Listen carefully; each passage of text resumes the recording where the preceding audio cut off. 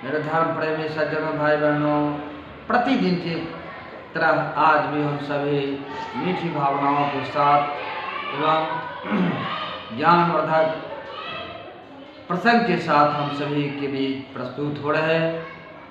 आइए हम सभी जानते हैं आज के इस महाप्रसंग में मेरे भारत भूमि के धरोहर लोग, श्रोता भगवान एवं प्रिय बंधुगण, आज हम सभी इस महाप्रसंग में जानेंगे सोच और समझ।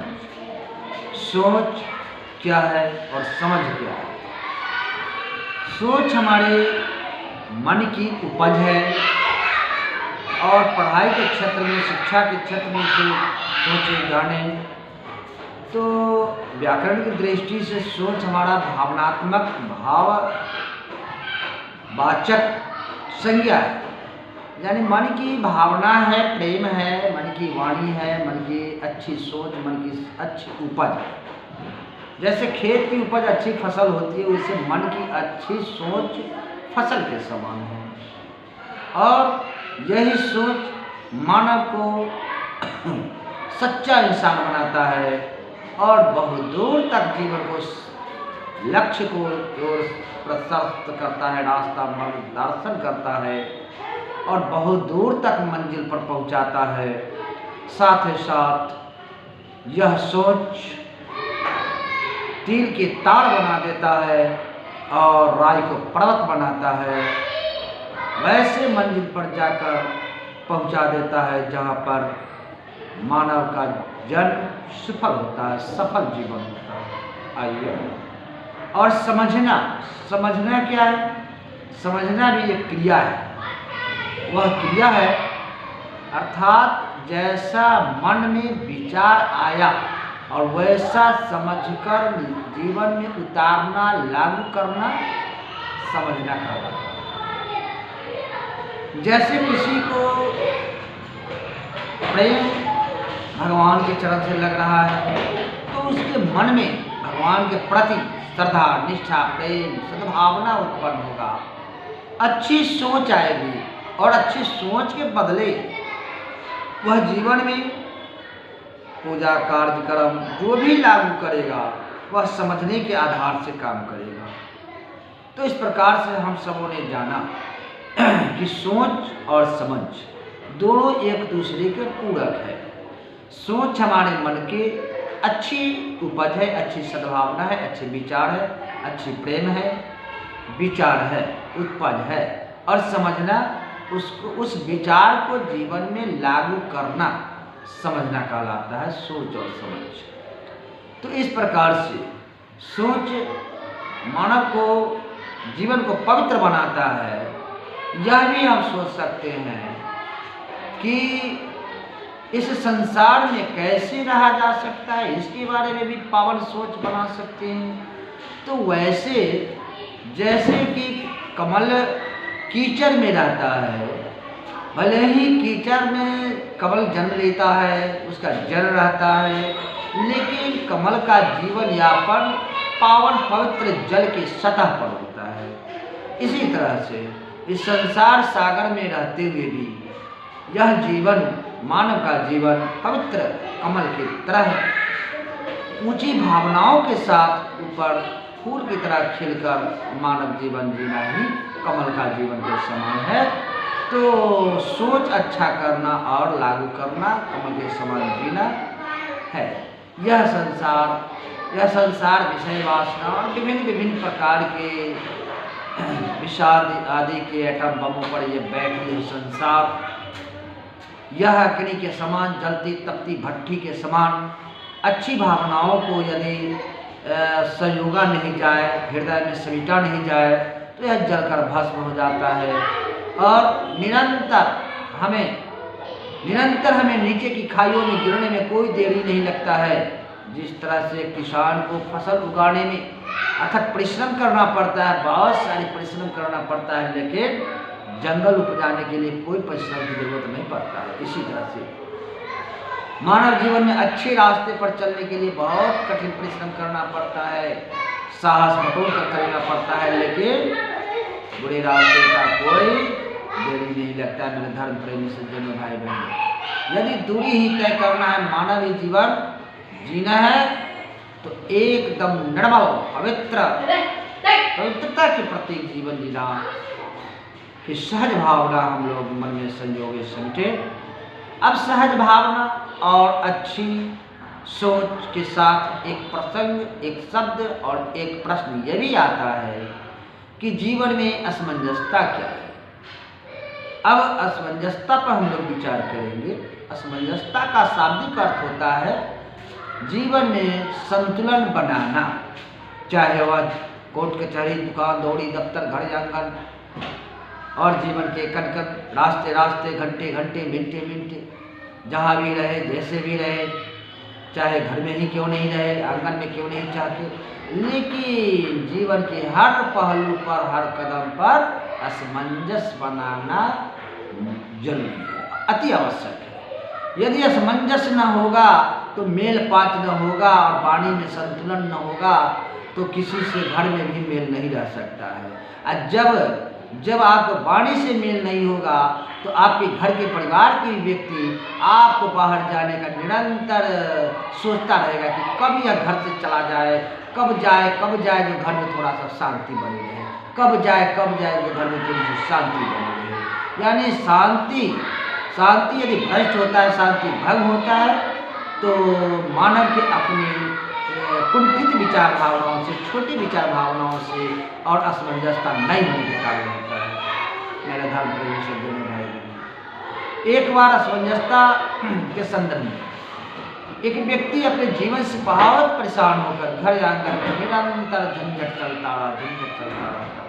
पति पत्नी में दिन में 4 बार 5 बार झगड़े झंझट हो जाया करते थे। तो वह व्यक्ति परेशान होकर उस समय धराधाम पर हमारे महात्मा बुद्ध का प्रादुर्भाव हो चुका था, आगमन हो चुका था। वह व्यक्ति मोटे मन से और दुखी मन से, भारी मन से गृह छोड़ने का, घर से बाहर संध्या काल में निकला और जैसे ही वह भागते भागते चलते चलते महात्मा बुद्ध के आश्रम में पहुँचते हैं, तभी महात्मा बुद्ध महाराज का संध्या प्रहरी में परिभ्रमण, संध्या सैर करने का, उनको भ्रमण करने का, घूमने का समय हो चुका था।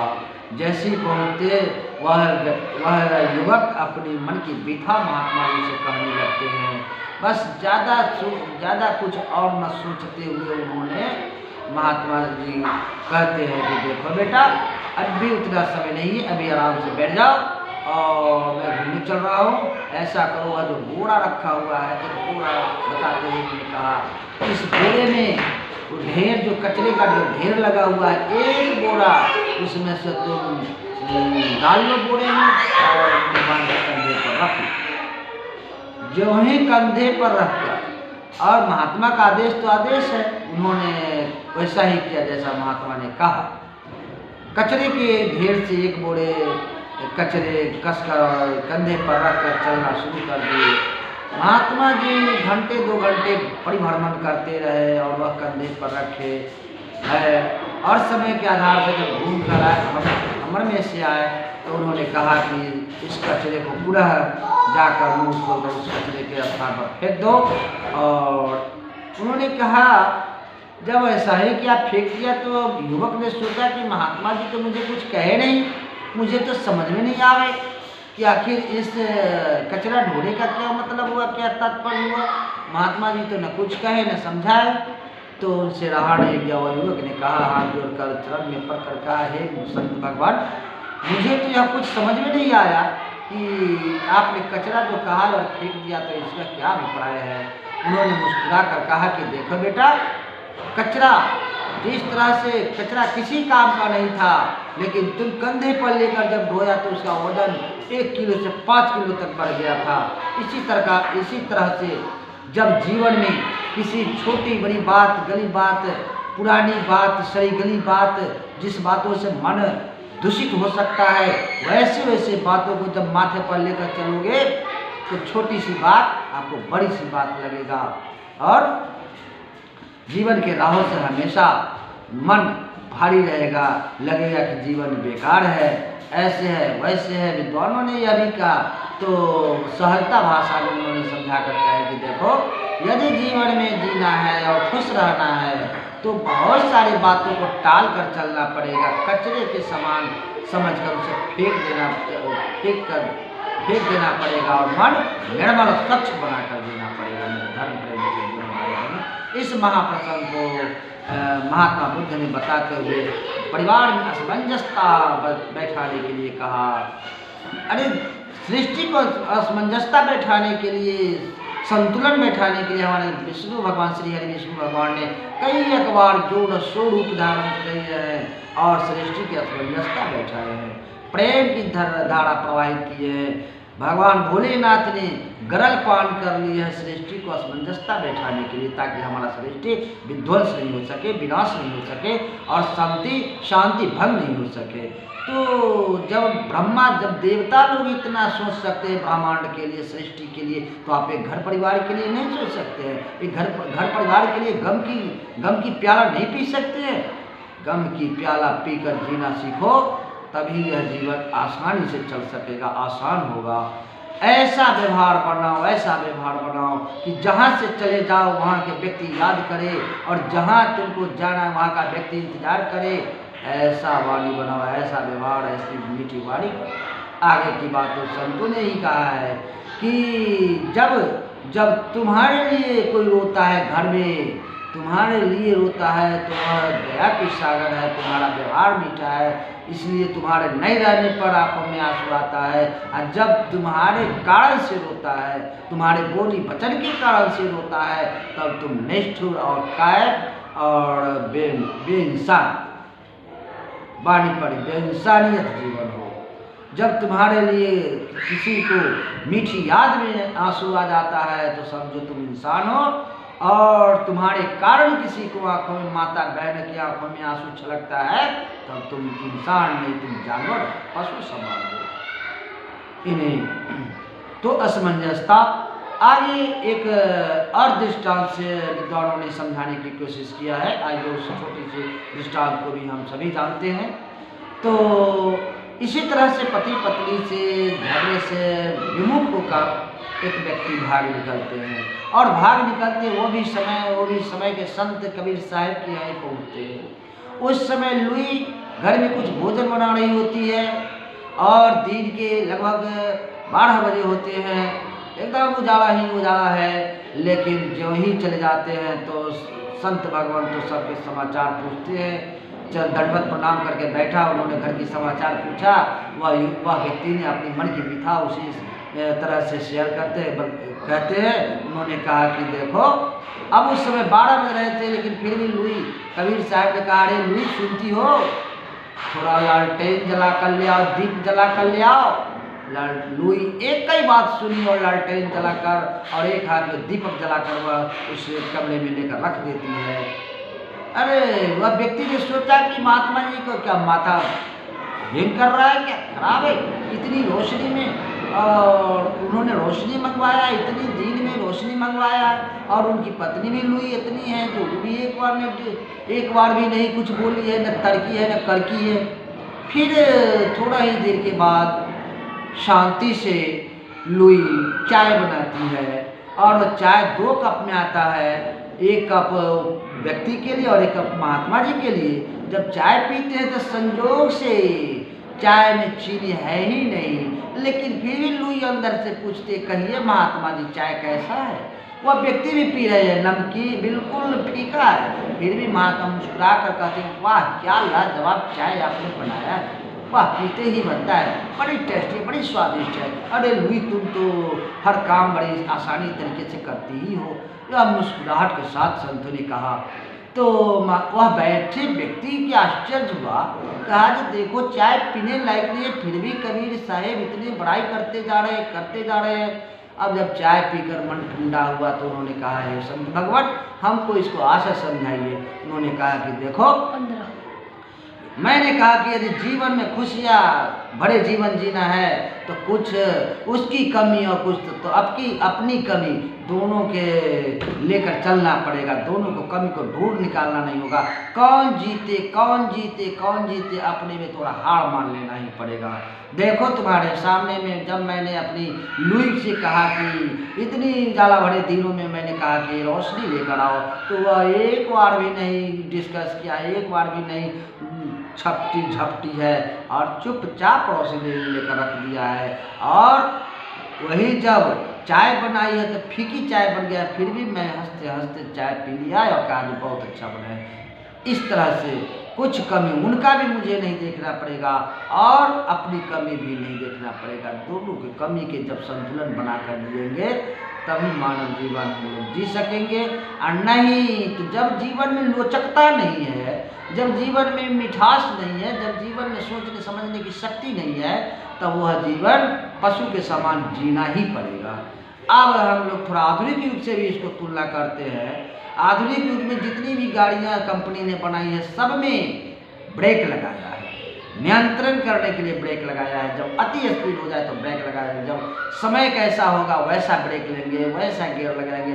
ऐसे के लिए जब कंपनी इतनी बात सोच सकती है तो यह मानव जीवन की गाड़ी में तो वाणी रूपी ब्रेक, समझ रूपी ब्रेक, संतुलन की ब्रेक होना अति आवश्यक है। जिस तरह से रास्ते चलते हैं तो गड्ढे नाले टीले मिलते हैं जिसमें गाड़ी पलट सकती है, इसी तरह से जीवन की राहों पर जब भी चलते हैं, जीवन की गाड़ी चलती है तो उसमें यदि वाणी में लोचकता नहीं होगी, मैंने जैसा समय वैसा बदलाव करने की शक्ति नहीं होगा, क्षमता नहीं होगा, तो वह जीवन बस एक अक्कड़ बक्कड़ के साथ चलता है तो अक्कड़ बक्कड़ तो तुरंत धराशायी हो जाता है। देखते हैं कि घासों की कभी विनाश नहीं होता है आदि तेज तूफानों में भी, लेकिन बड़े अक्कर के साथ जब पेड़ पौधे खड़े होते हैं तो उसको धराशायी तुरंत हो जाता है। इसी प्रकार से मेरे धर्म प्रेमी सज्जनों भाई बहनों, अहंकार के साथ जब जियोगे तुरंत अहंकार सर्वनाश की ओर बैठाएगा, और जब मान सम्मान के साथ जीना चाहोगे तब तो उसमें नॉर्मलता, सरलता आवश्यकता है, जरूरी है। धरती यानी प्रेम ही सब कुछ की जननी है। प्रेम नहाट विकार, प्रेम न उपजय बारी, प्रेम नहाट विकार। ईश्वर के चरण में जो लगा रहे मन को, ईश्वर के कृपा से प्रेम आप ही उर्मे उपजय। इन्हीं चंद शब्दों के साथ ही मेरे धर्म प्रेमी सज्जनों भाई बहनों, ज़्यादा प्रारूप इस प्रसंग को न देते हुए वाणी धीरे धीरे विराम की ओर आ रहा, संपन्नता की ओर जा रहा। वाणी को यदि अच्छा लग जाए अपने जीवन में उतारने की कोशिश करेंगे और जीवन में लागू करेंगे। जो वाणी अच्छा लगेगा वह सब संत भगवान का, ईश्वर का होगा। और जिस वाणी से यदि मन में थोड़ी सी ठेस पहुंच जाए, दुख तकलीफ आ जाए, वह इस अधम शरीर का होगा। मेरे धर्म प्रेमी सज्जनों भाई बहनों, इसी तरह से आपका लाड़ प्यार और दुलार और मान सम्मान आप सभी को पहुंचता रहे और आप सभी का मान सम्मान मेरे साथ जुड़ा रहे, ताकि हम हर एक शिक्षा से भरी और सामाजिकता से भरी, व्यवहारिकता से भरी वाणी सेवा आप तक पहुंचाते रहे। जय जय श्री सीताराम नाम महाराज की जय। यदि अच्छा लग जाए तो एक बार लाइक शेयर अवश्य करेंगे। जय जय सीताराम नाम महाराज की जय। वृंदावन बिहारी लाल की जय।